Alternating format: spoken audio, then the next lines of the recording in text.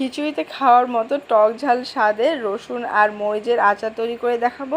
আজকে এই রেসিপিটি সম্পূর্ণই আমার আব্বা আমাকে তৈরি করে দিবে। আমার আব্বা অনেক মজার রান্না করতে পারে আর এই রেসিপিটাও অনেক মজাদার। তো চলুন আমরা রেসিপিটি তৈরিতে চলে যাই।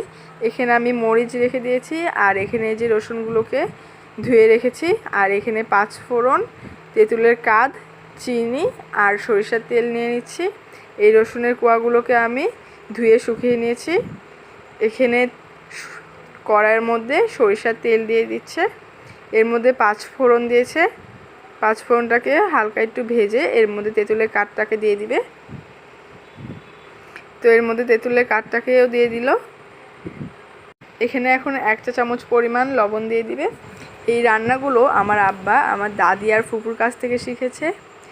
তো এখানে ভালোভাবে তেঁতুলের কাঠটাকে জাল করে নিতে হবে। এর মধ্যে 1 চামচ হলুদের গুঁড়া দিয়ে দিল আর 1 কাপ পরিমাণ চিনি দিয়ে নিচ্ছে।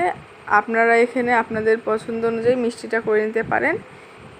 এটাকে এখন ভালোভাবে বলক তুলতে হবে আর এখানে অনেক জাল করে ঘন করে ফেলতে হবে।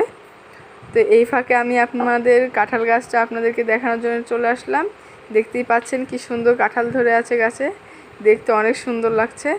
আর এখানে জাল করা হয়ে গেছে, অনেক ঘন হয়ে গেছে কাঠটা। এর মধ্যে রসুনের কোয়াগুলো দিয়ে দিচ্ছে। আমি এক সাইজের রসুন নেওয়ার চেষ্টা করেছি।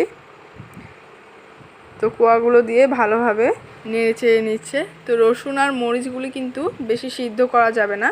এখানে মরিচও দিয়ে নিচ্ছে। মরিচগুলো একদম সবুজই থাকবে, দেখতেও অনেক সুন্দর লাগবে। আর এখানে ভেজে নেওয়া শুকনো মরিচ আর ধনিয়া গুঁড়া দেওয়া হচ্ছে। তো এটাকে ভালোভাবে মিশিয়ে আমরা এখন নামিয়ে নিব। তো এই যে এখন নামিয়ে নিচ্ছে, দেখতেই পাচ্ছেন আমাদের আচারটা তৈরি হয়ে গেছে একদম। আমরা এখন বাটিতে ঢেলে নিব। দেখতেই পাচ্ছেন, এটা দেখেই কিন্তু বোঝা যাচ্ছে ঠিক কতটা মজাদার হয়েছে। আর রসুন আর মরিচগুলোর কালারটাও কিন্তু খুব সুন্দর। আজকের এই ভিডিওটা ভালো লাগলে আমাকে কমেন্ট করে জানাবেন। আল্লাহ হাফেজ।